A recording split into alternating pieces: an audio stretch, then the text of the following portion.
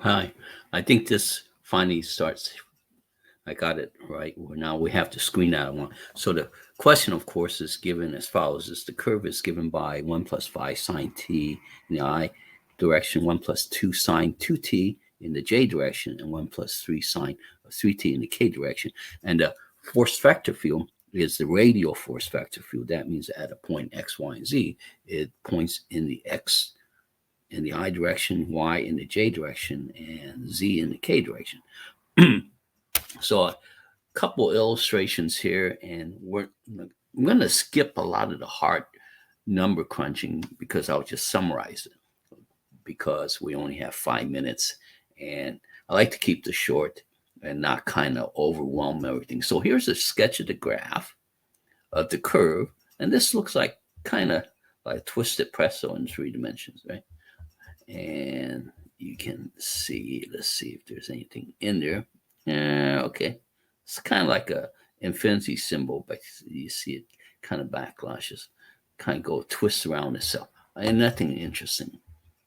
And then I'm going to use vector notation using the bracket notation. The only disadvantage is when you use a bracket notation because it's kind of set the standard in the algebraic part of quantum mechanics. They assume that the t can be complex too, but in this case here, we're only working about real numbers. R of t, of course, is the curve parameterized by the vector r1 plus 5 sine of t, 1 plus 2 sine of t.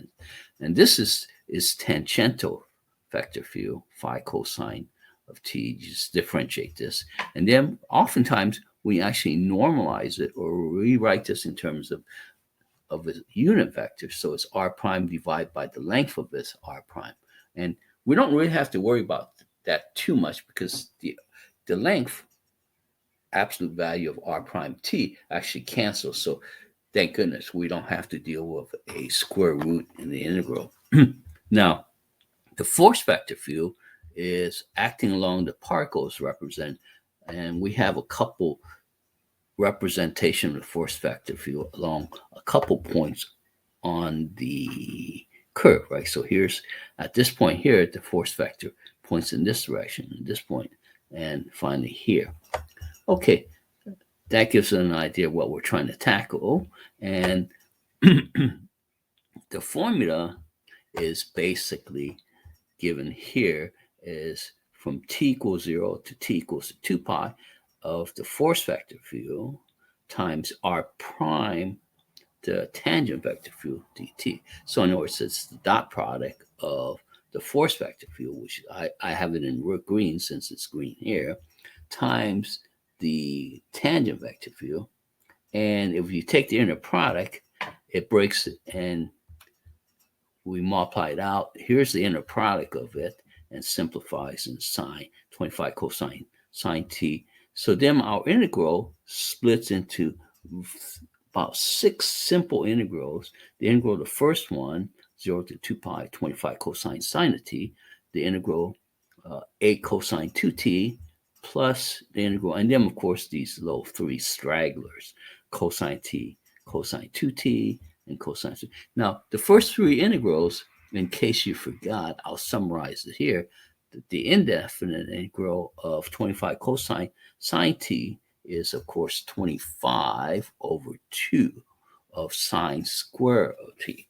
And then 8 cosines gives you, because of the factoring of the 2, gives you the indefinite integral is minus 2 cosine 2t. And this last one is minus 2 9 over 2 cosine square. So you just plug that in and evaluate term by term. So nothing, and of course the other ones, the terms here, that's just going to be minus sine of t, evaluate at 0 pi, and minus 1/2 sine of 2t, and etc. So those three, so the work is that. Now, the hard part here is actually the motivation or the physical interpretation of why it's the inner product, right? And that's pretty straightforward because let's summarize it here. For the curve RT, then R prime TT is the unit tangential vector along the curve, and the component of the force along the unit vector is really the only component of force that we want in our calculation to work, right? Because same like if you push a lawnmower, the work is not where you push it on the handle, but the force along the horizontal where you're mowing the lawn. So in this way, what we have is the component force along the unit tangential is the dot product f of t times r prime. So this is, of course, let's color this. This is F. This is green. And that's green. It's the dot product of that, which is green, times, oh, actually, I don't want it highlighted, none. All right, we're making a little trouble here. Sorry, wasting a little time trying to get the coloring into this. All right. Times the unit tangential factor, right? So that's in red. And this is the force. So that's Ft dot Ft. So here's F.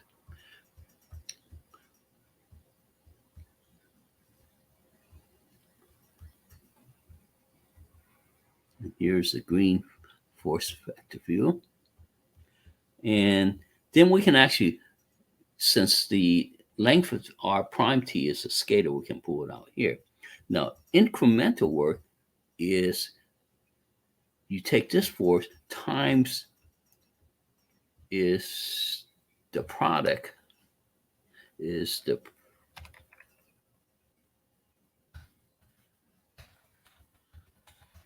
component force along the unit tangent vector times the displacements, but the displacement is in terms of arc length. Arc length is ds, which is of course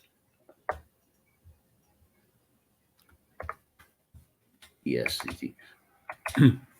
So in other words, and passing through the infinitesimal point by point, we have that it's the dot product f prime f of t, which is the force vector view, times, and let's color this in red again. Oh, actually, that should be in green, so we can distinguish that. And then the tangential.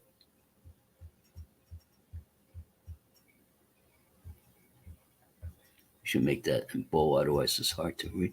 And then we can pull out the r prime t, and they'll cancel in the denominator with the r prime t in the arc length. So we end up with exactly our formula, f prime, the force vector view,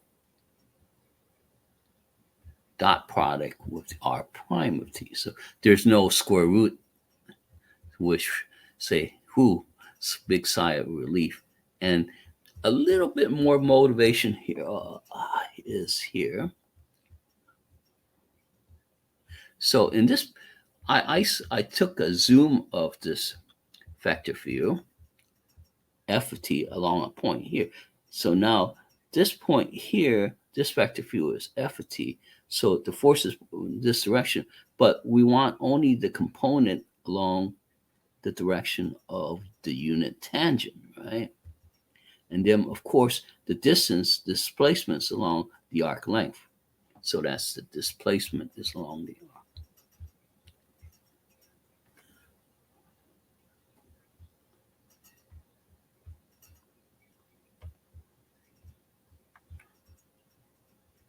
The distance for this integral is displacement. Oops.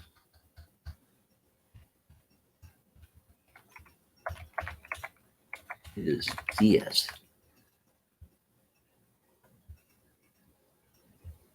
And that would be along this arc length right here, right?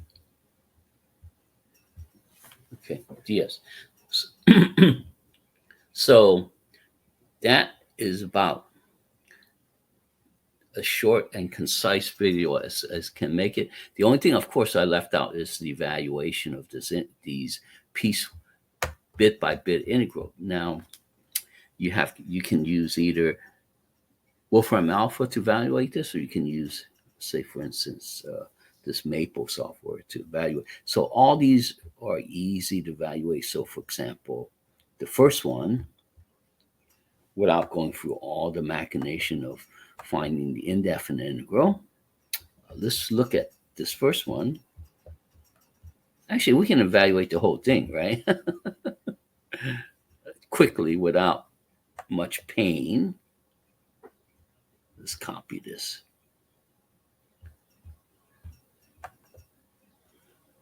Because if you're studying this in third semester calculus, then they assume that you know how to do integration, definite or indefinite. So we're not going to spend a lot of time doing this. Here we go.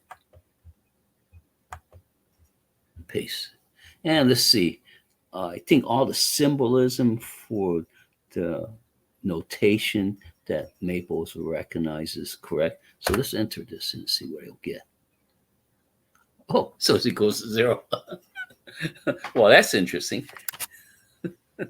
So the work done along, and I think the reason is because as we go around one part of the curve, it's positive, but the work done around the other end, because it's pointing in the opposite direction, is going to be negative. And I think the problem is probably mistyped or anything.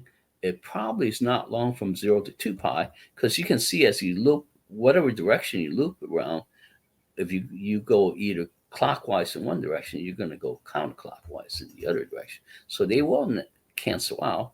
And I think the problem is that should have been pi over 2, but it doesn't.